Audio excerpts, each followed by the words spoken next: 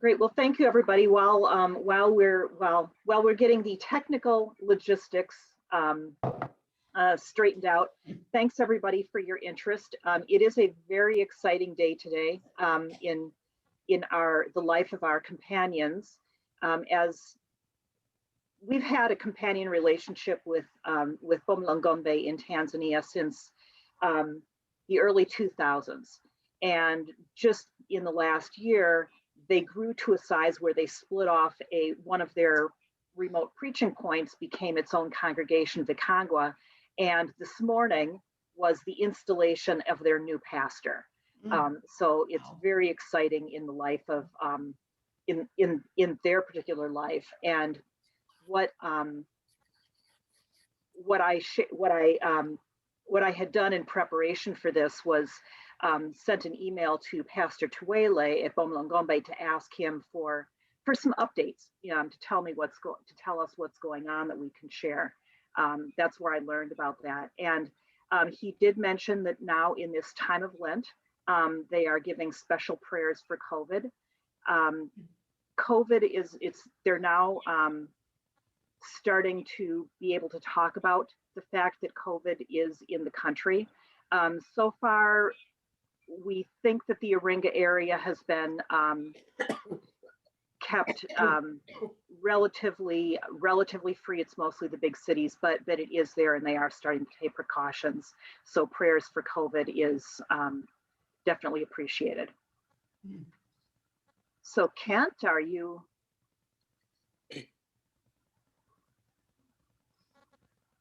Will I share? Yeah, you want to start? You want to share? Sure. Let me. You see it now? Yep. The PowerPoint? Yes. Okay. Great. Thanks, Kent. So Kent and I are going to tag team on here. What we're going to talk about today is give you a little bit of an update about what's happening with our companions in Bomalang'ombe and Vikongwa. Kent is going to describe Iringa Hope, which is a microfinance and agricultural cooperative that Bomolang'ombe participates about.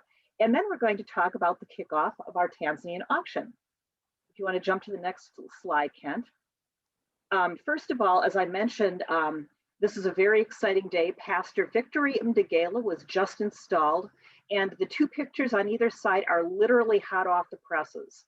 I noticed a Facebook post come through from one of the Tanzanians, like right before the coffee and cookies started. So these are hot. The two side pictures are hot off the presses.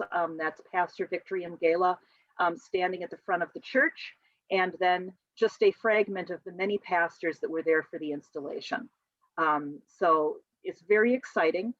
Pastor Tuwele also shared with me that after their installation, they are going to have an auction also where they're going to try to raise funds for electricity for Pastor Victory Mdegela's new house. So they're also embracing the auction theme to raise some funds. So that's hot off the presses, exciting news. Next slide.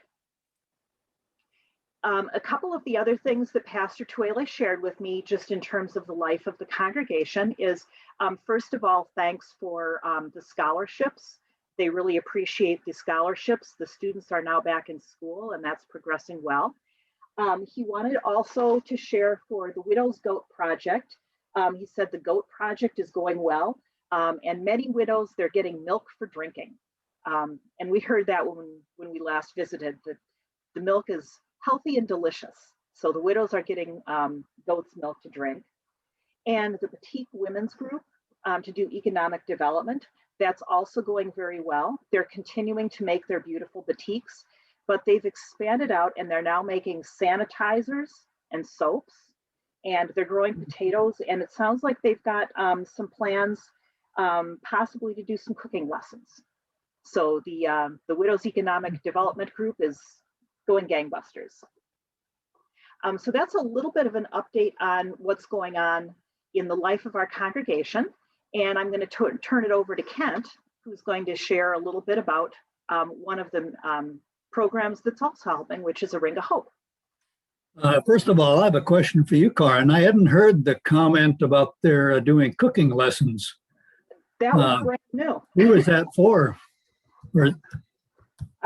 To be honest, I'm not totally sure. It says they have planned to help people to cook food in sermonizes. So I'm kind of translating that to cooking lessons.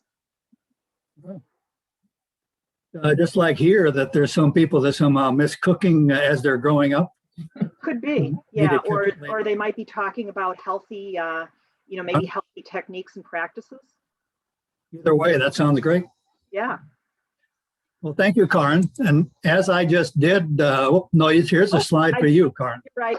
I was so excited about the installation pictures that I forgot about the other major thing, which is building project plans.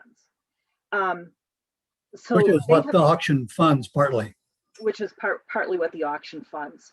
So wanted to share some of what's been going on with building projects.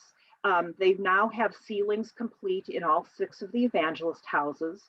And the next thing they plan to do to upgrade the evangelist housing is to add plumbing. Some of the houses, it's going to be easier than others. They also need to build some new church buildings. So Mangalali was a new preaching point when we visited. You can see in the picture a little bit that their building is mostly wood slats, and I think it was thatch roof. So they'd be looking to make that into a more modern brick building. And then the Bomalang'ombe church is going to be partially destroyed because a road is coming through. So they have plans to build a new main building and upgrade that. They also would like to replace the preaching point building at Vikongwa into a new, more modern church. And then there's also 2 more new preaching points, Blandegi and Muhu, that they need to build church buildings. So they have a lot of new church buildings. And then they also plan to renovate the old pastor's house into a guest house. And what they'll be doing as part of this is Pastor Tawele and Pastor Mdegela are putting together their 3-year plans for the congregations.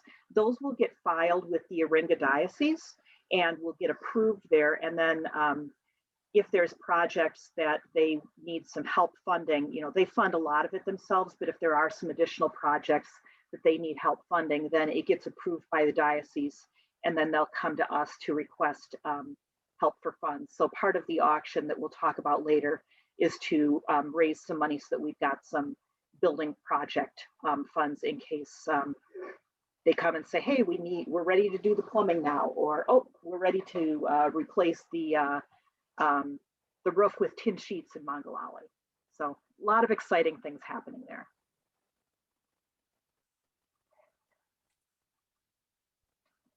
Well, thank you, Caryn. So I want to talk about Iringa Hope. It's an organization that now does microfinance, ag marketing, and also ag advising. It's kind of a story of, one constraint is seen by the people, and we here in Minnesota figure out, how to help to relieve that constraint for a better life. And then another constraint shows up, or they already knew it, but then that other one shows up as bigger. The ag advising, ag help demonstration farms has been going on for quite a while. I was attending some of the ag committee meetings in Minnesota, kind of learning there. But as an economist, I didn't know enough about fertilizer and seed and that type of thing. But then Tom Hendrickson came and talked about Iringa Hope as microfinance. And I realized I knew more about finance than I knew about fertilizer. So I jumped in and became a board member later on. And a couple years ago, I talked Caryn into joining the board of Iringa Hope USA also. So she knows quite a bit what's going on too. But being the oldest on the board, I guess I'm the one that gets to talk. And if you have questions, clarifications, or anything, just pop in and as we go. It starts out with microfinance, SACCOS, which is an acronym for Savings and Credit Cooperative Societies. Think of it as what we call savings and loan societies or groups, organizations here in the U.S. It's in federal Tanzanian law. The name SACCOS, each village or a group of people can organize it. They have to meet certain rules in order to have it. They have so much money. It's been used over and over. Very few are successful, but the government of Tanzania, FAO, UN recognize Iringa Hope SACCOS as being the most successful in the whole country. And partly because we are, we'll get into that a little later too. But, the demonstrations farm showed up, microfinance was started. The next constraint we saw were that farmers were unable, and business people were unable to get connected to the markets, either for buying inputs such as fertilizer or for selling their products. Out in the villages, the information wasn't as good, connections weren't as good. So we helped them start AMCOs, also in federal Tanzanian law, ag marketing co-op societies, where the local village people can get together and organize and help do away with the middlemen. And then at one point a few years ago, the Ag Committee in Minnesota decided it was time to dissolve, and Iringa Hope took that duty over. It's become more of just an advising operation than a demonstration farm. We now have this set of organizations in villages, 33 villages in the Iringa area. We have the local SACCOS, the Savings, Ag, and Credit Societies. We've developed 3 organizations: Microfinance Institute, which is based on the campus in Iringa, University of Iringa.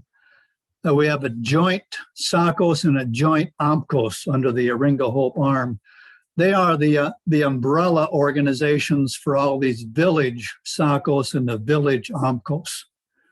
They have a little more, just here, they're a little bigger, a little more power, negotiating power, coordinating power between all the villages, so they can do things a little better for the members.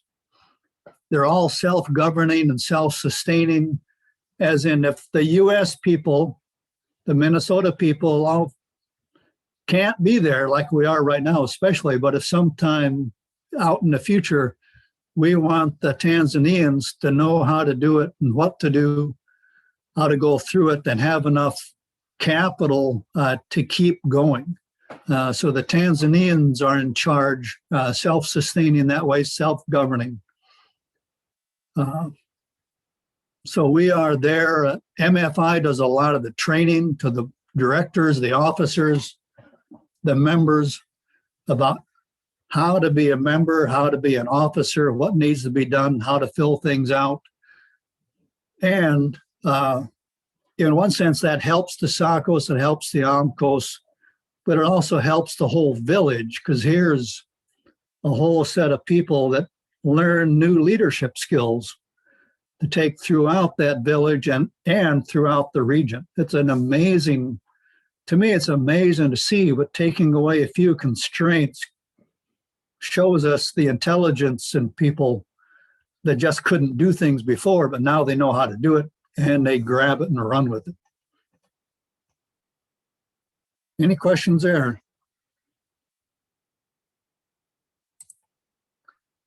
And we put those 3 groups. You see the Peter J. King Family Foundation, located in Minneapolis, has some Lutheran Church Incarnation roots. It's now Peter is the father and grandfather, and now late Peter J. King. But they have provided funding for a lot of things in the Iringa area. One of them being for us, what we call Integrated Development Center, where we have the SACCOS and the AMCOS and a warehouse area in the villages. Not at every of the 33, but expanding that way. That gives them an set of offices. The warehouse gives them a place to store securely inputs as they come in, and temporary storage for products and things before they're shipped out. So they've helped us a lot. And here's a physical presence of Iringa Hope. Kent, I think Gary Olson might have had a question. Oh, sorry. I don't, you better speak up because I only see a few of you. Yeah, I'm trying Gary. to monitor the whole room, and it looked like Gary was waving. Yeah, well, I was just gonna. This has to do with the Iringa and the previous slide, Kent. But I just wondered what a farmer or potential farmer needs to do to qualify for a loan. Good question. We'll get into a little bit, but more later. But it's they have to save some money, just like a savings and loan here, in order to get a loan out. And I think it's like if they have to save a third of the amount of the loan they want, and they have to ask for the loan to do something to produce income. Okay. It can't just there's often a need for money for a funeral, for a wedding, for school, but we say no, it has to be for a business purpose. Yep. Which generates the money to do those other things. Okay. Is the cost of the loan, is it a low cost loan, low interest rates, or how do they do that? The typical loan rate was a one. Caryn, help me a bit on this. Is it 1% a month? Yeah, I don't remember the exact rate. It sounds high to us, but that's a very typical developing world rate of interest for these micro loans versus 18, 20% a month. Yeah. That's some of the loan sharks. Yep. Thank you. Sure. Thank you for asking. Let's get the questions when you got them. So they're working together. This is the one, thanks to Caryn, the picture of the IDC building in Bomalang'ombe. Very, very new. Very nice that the Peter J. King Family Foundation is doing this for us. They've also done a lot of help for the Ilula Hospital too. Very generous. Just for a point of reference, Tanzania is over on the east side of Africa. Within Tanzania, Iringa is down in the southwest, and Bomalang'ombe is essentially south and a little bit east of Iringa, way on the border next to Njombe, part of Tanzania. But this is the rift, is that right, Caryn? Along the. Yep. I got to remember to point with a pointer, not my hand. So Yeah, be a scarf. Iringa feels like it's flat, but Bomalang'ombe is way up in the hills. So the heart of our work with Iringa Hope is indeed this SACCOS Savings and Credit Cooperative, local microfinance in each of these villages. It's run by locally elected officials. We say the pastor and church people can't be on it. We want it a village operation. They do, well, to get recognized by the Tanzanian government, they have to do the election. They have to have a certain amount of money ready to go. And we, the Minnesotans say the Tanzanians have to do this. We will give them a model constitution. We will give them a model process, but then they have to rewrite it and fill out the forms. We won't do that for them. And even the MFI people in Iringa City, Iringa Town, won't do it. It has to be that local village because we want them to be into this, bought into it, and really involved. So the different members, they have to save money. It's open to all villagers, not just Lutherans. Anybody there, the borrowers must first save money only for income projects. And as in, you probably have heard of other microfinance, it has to be guaranteed by groups of three. Three other people have to say, if this person won't pay it, we will pay it back. And typically the loans are 150 to 500 for 6 to 9 months. 6 months is often a typical loan in many places in the third world. but that's not long enough for a farmer. Because the planting season, to get it in time to get the fertilizer, pay for that, get the seed, and then plant, and then wait for rain, and then harvest, it's longer than 6 months. So we have extended that and even go a little farther in some cases. And throughout Tanzania, we find loans getting taken and paid back all 12 months because the climate is just enough different. The things are happening all the time. Plus businesses, it's not just for farmers, it's for small businesses too. And in Bomalang'ombe, that's true too. Any questions here on Asakos? I've got a question, Kent. Sure. Do you have any information on, like here in the United States, farmers may shift the crops that they plant based on the market? How much does that happen in places like Bomolang'ombe, where the kinds of crops they're planting from season to season might shift? I don't have any hard data on that, Caryn, to speak on it. I would guess there's some, and in some areas where they can grow, they're closer to the highway and closer to city markets, they might switch on vegetables. But I think that isn't set up enough to really know. Caryn, did you have something? Yeah, I don't have a lot of background on that.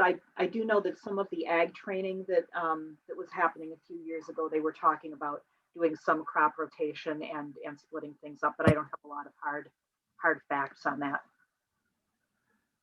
And in Boma, there was the I'm blanking on the name of the cooperative or the factory that was doing fruit, and so they were encouraging people to plant more fruit trees to supply that factory.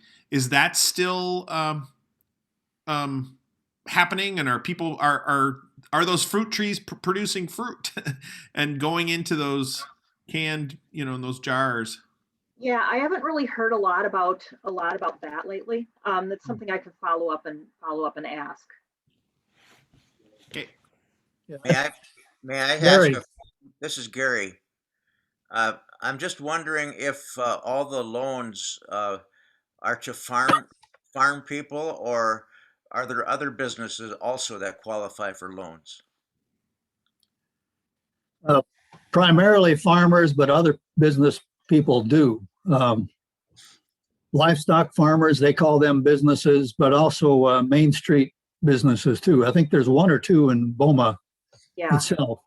Yeah, I've got a couple of examples later on that I'll share. Paul Sponheim has a question. Paul, you'll need to open your microphone.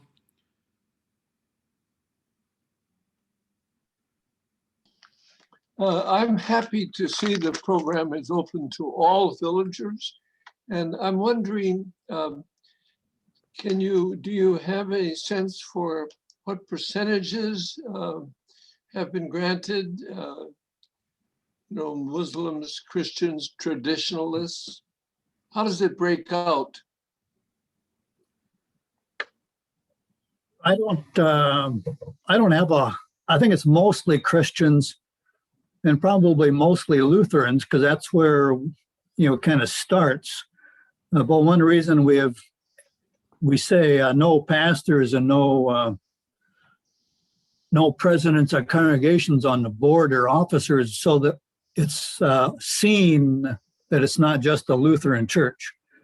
I know there are some, but I don't think it's a large percentage of Muslims or traditionalists.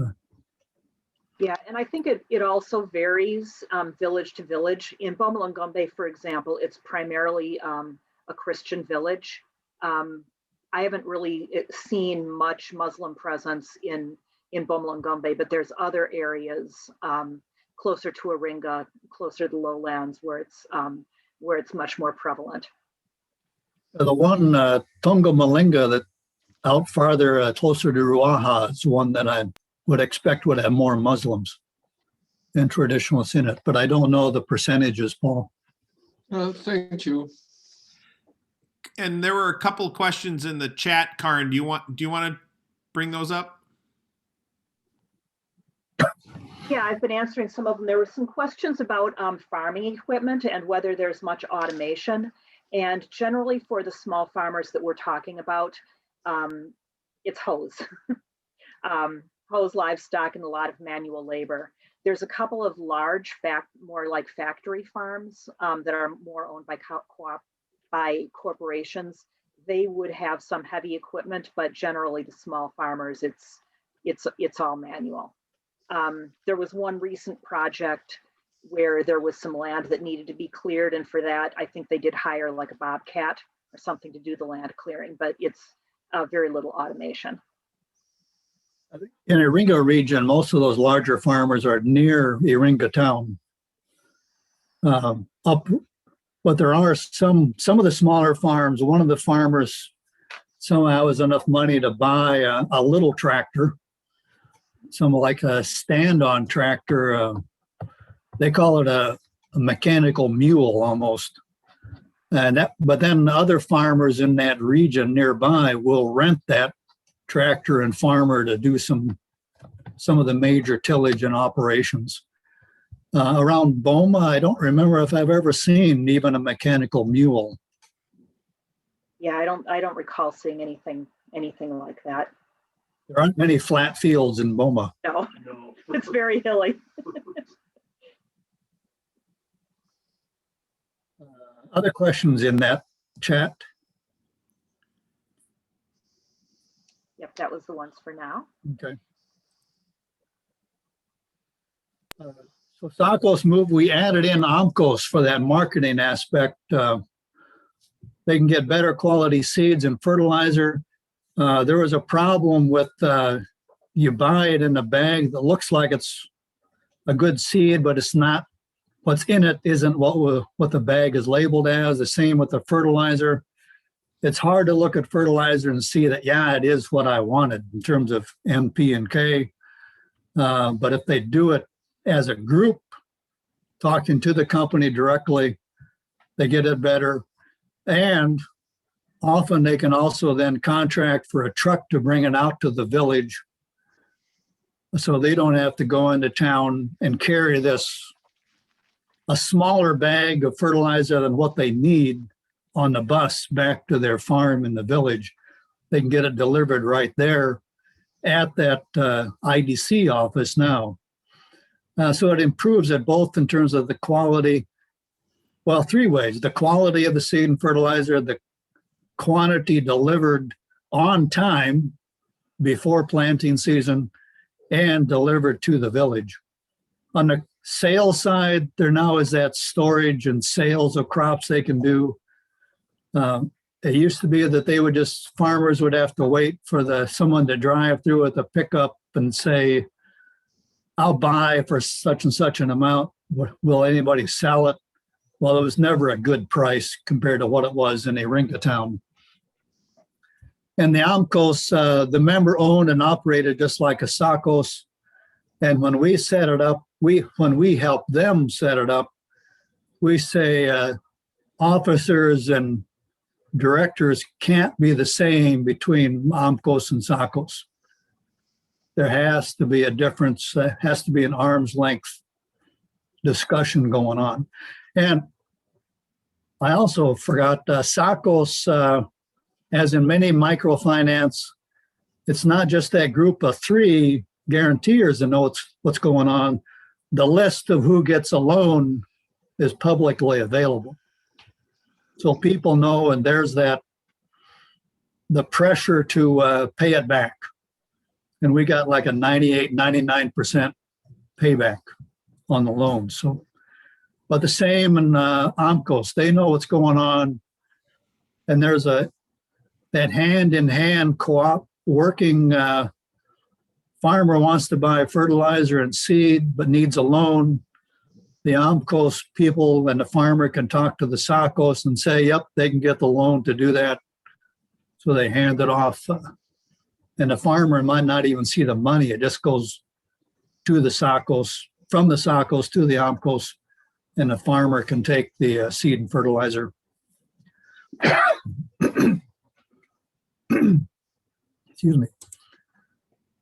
What is a farmer or well, this in case the example's a farmer, but a business person is a Main Street business similar. Typical farmer is 4 acres, costs them $90 to plant. 1 acre for food, 2 to 3 for selling. They make about $300 or $400 a year at the end of that. If they can get a loan, they use hybrid seed instead of seed they kept themselves. They get the recommended fertilizer and spray for pesticides, insecticides.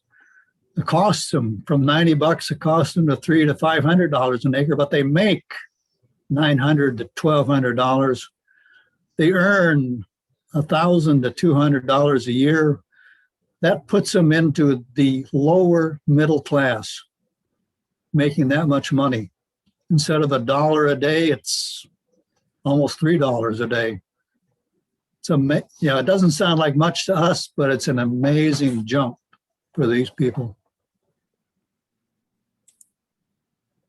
So over 5 years, if they get a $500 loan every year, generates about $5,000 in income, pays for 7 years of secondary school, upgrades their home or build a new one, improves nutrition and health. And after those 5 years, instead of $500, there's now $605 in loan capital in the SACCOs because they had to pay interest. And the interest also paid for training classes for the officers in those village SACCOs. Self-sustained, and the family now has almost $200 in savings on top of all that. But, it's great. And they're doing it all on their own. We're just providing we're taking away some constraints, and they're taking off and improving their own lives. But we found another constraint, and we can do better. They're often forced to sell at harvest. And that little graph shows harvest prices can be down here, just like here in the US in a normal year. A few months later, that price jumps up. But the farmers often can't afford to wait. They need that money, bills come due, they need to pay the loan off. They need cash right away. They have to buy food, medicine. They also know they're going to lose a lot of that crop in storage. So they just have to take that low price and not get on. So we have this new program that's starting to roll out, delayed sales and storage. They can put it into storage. They have these bags, these white bags called PICS. I forget what that acronym is. I think P might be Purdue, because they developed this. It has an insecticide rolling in. Sorry, my battery just said it's running low, but I thought I was plugged in. My assistant here is keeping helping out. And that 60% loan that they can get on the value of their crop helps them meet that immediate cash.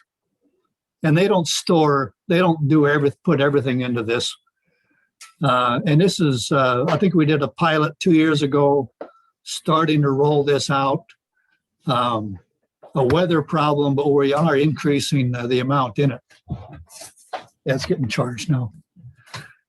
Thank you. My assistant was successful. Thank you, Linda. So later on, when the prices go up in the market, the crop is sold, the AMCOS does the selling, and the member gets the benefit of that higher price. And back to Peter J. King Foundation, they have given us the money, and Iringa Hope is building a larger warehouse in Iringa town to store it and be ready for all this process. So that should be done this summer. Hey, Kent, Judy Farine has a question about the fertilizer and the sprays that are being used over there. Here, we think about how they impact the environment. What's the environmental sensibility around fertilizers and those chemicals over there? Do you have any sense of that? Well, two thoughts on that. They are using it in a recommended way. And they, like here, we've realized that potential impact on the environment. So they're not recommending, that gross levels of fertilizer, especially the insecticides and pesticides.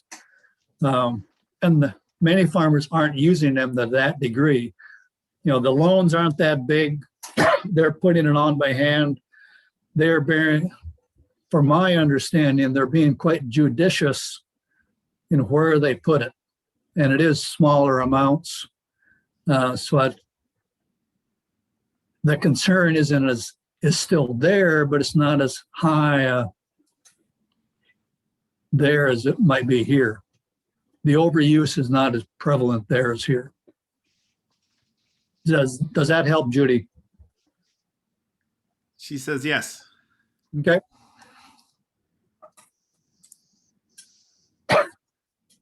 Just a few thoughts about what our members say.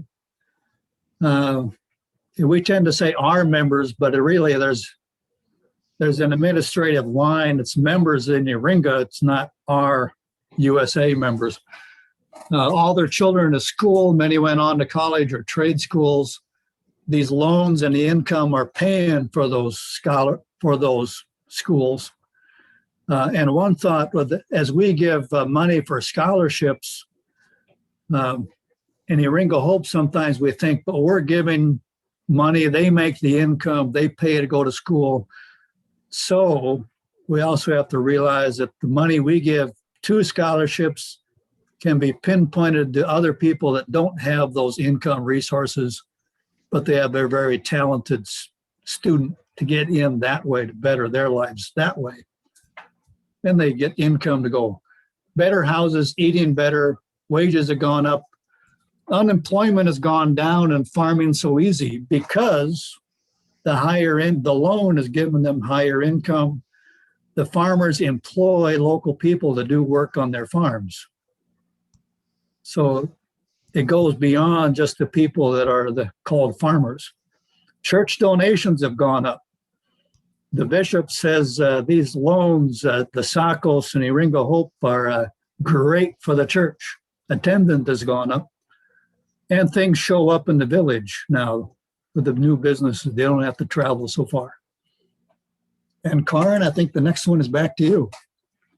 Yeah, thanks, Ken. So those were stories about Iringa Hope in general. So I wanted to share some specific stories from Bomalang'ombe. These are ones that Pastor Tuwele just sent. The first one is actually one of my favorite ones. Up in the upper corner is Andrew Luwagila. I very much remember him from our trip in 2019 because he stood up and he said that with his profits, he was able to send his children to school. And he was especially proud of his daughter, who he sent to tailoring school. And as he said, she made the shirt that I am wearing. And so I asked Pastor Tuwele about him, and he said that his daughter continues to make good shirts, and she now has a sewing machine, so she can make even more good shirts. Another gentleman that stood up at our meeting was Hiari Kamata, and he said that one of the things that he noticed was that there was no place in Bomalang'ombe to buy electronics. Cell phones are becoming more prevalent. More and more houses are getting electricity, but there was no place in Boma to buy electronics. So he took a loan to open up an electronics store, and that continues to be very successful. And as Pastor Tuwele says, many people now buy their electronics from him. A couple of the other stories, a woman named Leaus Luago, she opened up a sewing shop. She has a sewing machine, and she helps many students make their school uniforms. The schools, they all have to have uniforms, and so she's helping students make those. Andrew Mbugi,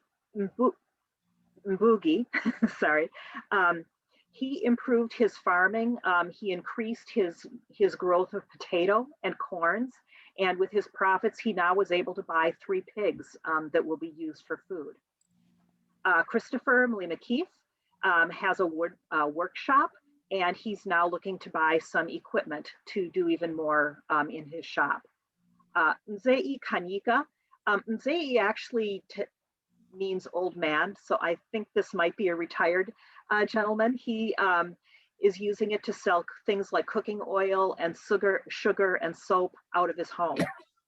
And then Lutengango Saveto used profits in order to improve the housing. So moving from thatch to tin sheets, and moving from more like mud walls to cement walls, so used to improve housing. So all of the examples that Kent was giving are totally playing out in BOMA.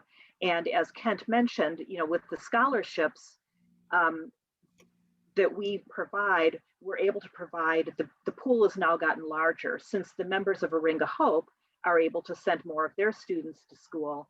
That opens up the pool so that students of children of people that aren't involved in Iringa Hope, that opens up that scholarship pool to them. So it helps improve the overall economic and educational status of the village.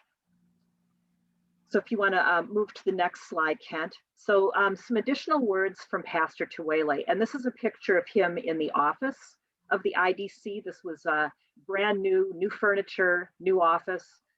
So he said, first of all, about Iringa Hope and SACCOs, it's very important for the people of Bomalang'ombe. It's helped members to improve their economy. And then he said, many members, they talk about the profit of SACCOs and AMCOs. They enjoy it, and it's very nice because it is now so easy to get all farming material from AMCOs for everyone in Bomalang'ombe. And he said, please tell all in Prince of Peace that we thanks for all of your support of Iringa Hope SACCOs and AMCOs. This idea is very important in true development. Thanks, thanks, and thanks. So words from Pastor Tuwele. So Kent, if you want to go on to the next one.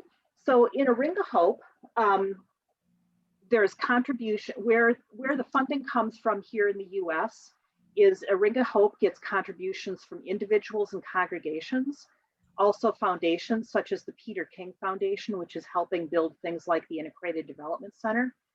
We also get grants from organizations such as the Rotary Club.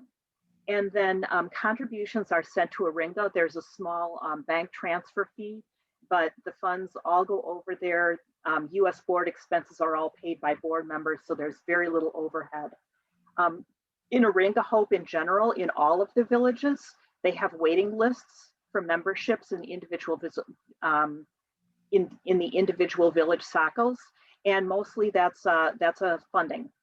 So as more funds become available, both through the funds that are earned by the members and then go back in through interest, as well as funds that come from other organizations and individuals and congregations in the US, will help more people through the Iringa area be able to join SACCOs.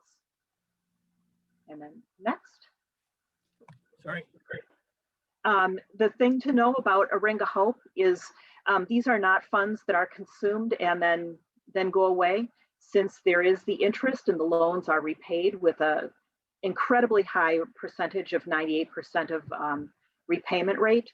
The funds are used and reused again. So gifts to Iringa Hope truly are gifts that keep on giving. And before we go to the next slide, Roger had a question about the pig disease subsided in Tanzania. Yeah, I haven't heard that they are starting to raise pigs again. So I think it's mostly been eradicated. I haven't heard that there's a recurrence of that, which is good news. Okay, Kent. So to the next slide. So this is a kickoff to our fundraiser. Since we couldn't do our Tanzania auction last November, we are going to try an online auction. The funds that are raised through the auction or through donations are going to support Iringa Hope, as well as building projects within Bomalang'ombe and Vikongwa. The information and the link is on our Roseville address. It's poproseville.org/TZ auction. That will give you all the links you need. If you're on Facebook, you can also watch for our Facebook posts because we're planning to promote this heavily. The auction opens at noon today. We have over 100 items available. For the closing, we're going to have a Zoom call next Sunday at 6:30 p.m. And we're going to share a little bit more information about Iringa Hope, have a countdown. There may be some trivia involved. And then the auction will close at 7 o'clock next Sunday. In terms of the items, we have a lot of items available. Everything from wine and wine tasting by Deb Cordes. There's been a number of handmade goods by Linda Olson and Linda Wagner and Tony Spam and Pastor Betsy and myself. I'm hoping I didn't forget anybody. In some of the handmade things, there's a couple of cookbook bundles. For those of you who really enjoyed the window screen art that we had in the parking lot in the summer, many of the window screens are being auctioned off. So paintings by some of our members. Pastor Betsy did an adorable baby quilt that's featuring elephants, otherwise known as Tembo. And then there's fabric, there's some dresses, there's a lot of goods that came from Tanzania. So we're hoping that this will be an exciting, fun thing. It's an experiment to see how this works. And all the donations, and of course you can always go onto that page and there's a link just to donate to the cause as well if you're not tempted to bid on anything. But we hope you check out the auction items. There's links on there if you've got any questions. And we're hoping that this is a fun and inspiring time. So at that point, happy to answer any other questions that people have about Iringa Hope, about the building projects in Bomalang'ombe and Vikongwa, about the auction items available, about what Kent and Linda are doing in Texas. It's all open.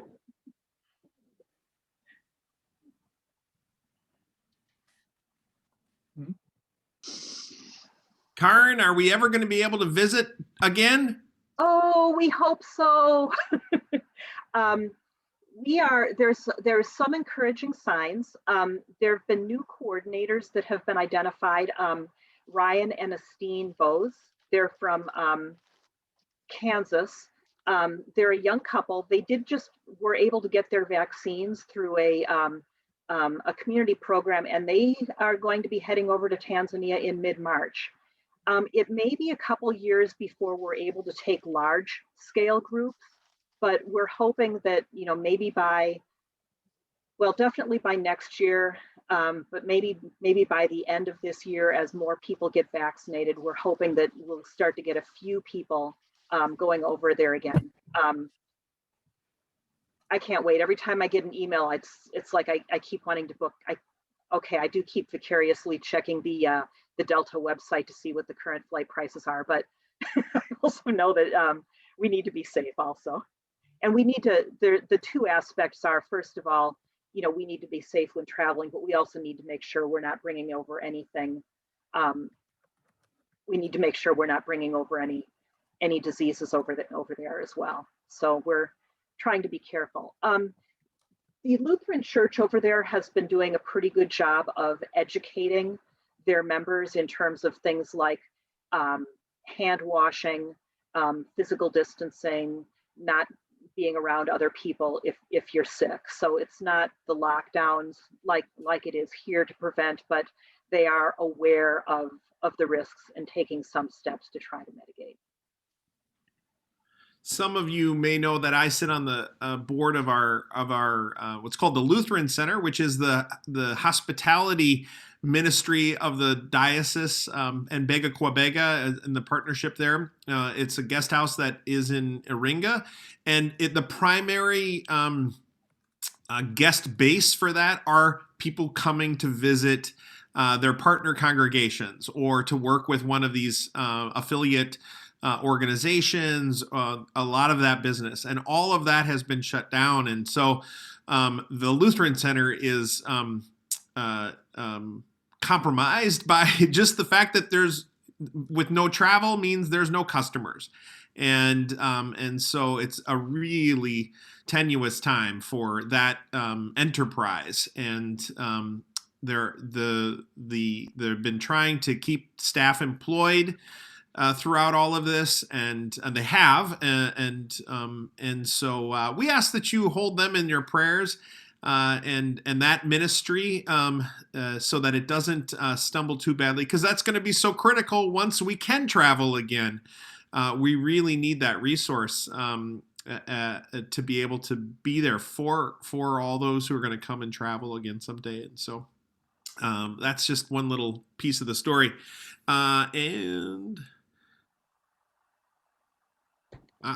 So there was a great little exchange in the chat about my dad's experience growing up on a dairy farm in northern Iowa 70 years ago, and how that's connecting with the stories of these farmers in Bomalang'ombe and the villages around the highlands of Iringa, and how important these kinds of initiatives are to just giving a huge leg up.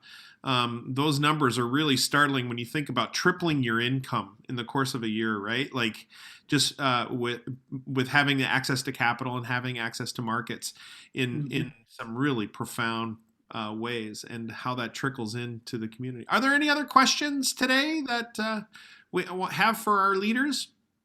You're all anxious to get at that auction. I know you are, to get in there and see what's exciting to get your hands on, perhaps, or to how to help support these powerful arms of our ministry and our work together with the people. The preview is available right now. So you can go. So if you go to the website, you can go and do a preview. You can plan your attack. There you go. Right on. And then you can log in at any time during the week and update your bids and make sure that you've got a powerful bid to get the things that you want, right? And it closes at 6:30, did you say, or 7 o'clock? So we can do some real-time sort of challenge bidding at the tail end. I know that Kent will be there bidding everybody up to make sure that you're paying your full share, right? So, especially anybody named Peter, their bids. Right on. Well, what a tremendous amount of work. We are so grateful for the work of so many who've put into this auction and continue to support this work on behalf of our church. It's great to have this expression. There is so much hope. Iringa Hope is aptly named, is it not? That comes out of this partnership. It is so inspiring. And as we described earlier, to see the growth and expansion of the church and how the church is so interwoven into the community of Bomalang'ombe, it makes this pastor a little bit jealous, quite honestly, to think about how significant the life of faith is shaping the life of an entire community in our partner village.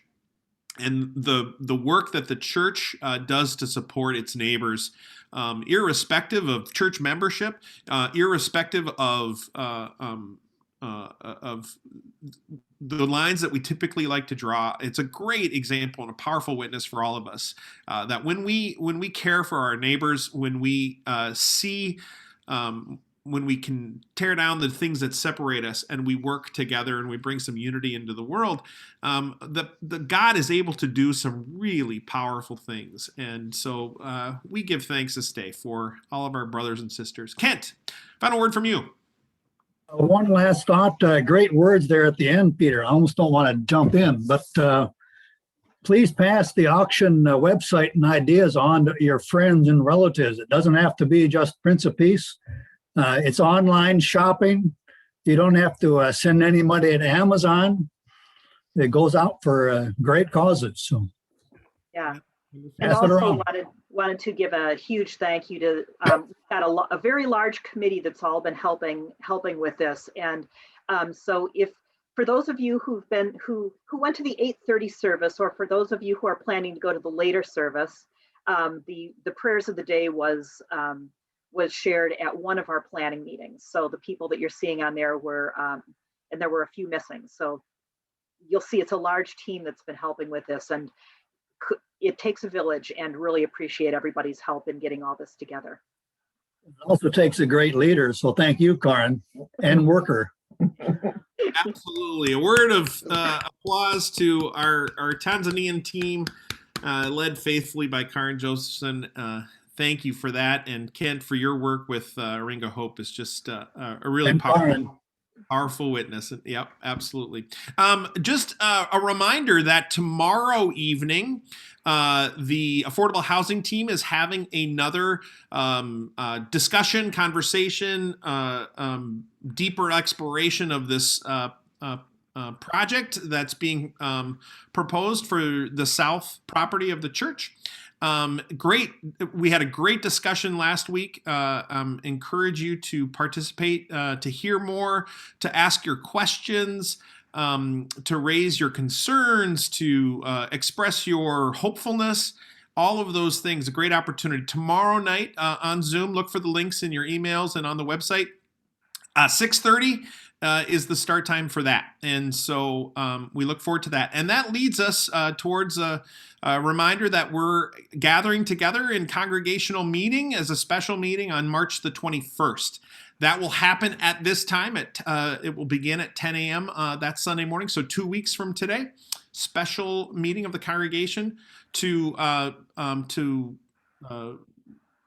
have deeper discernment as a community, thinking about how God might be leading us in the midst of this time to help love our neighbors right here in our midst.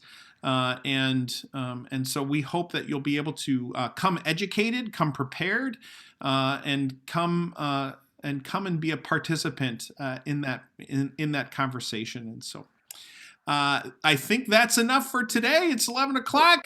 Grateful to be together with all of you. And I think Jean has a question. Oh, I missed it. Simple question. What email is that link on? I haven't seen an email with, offering us the Zoom link.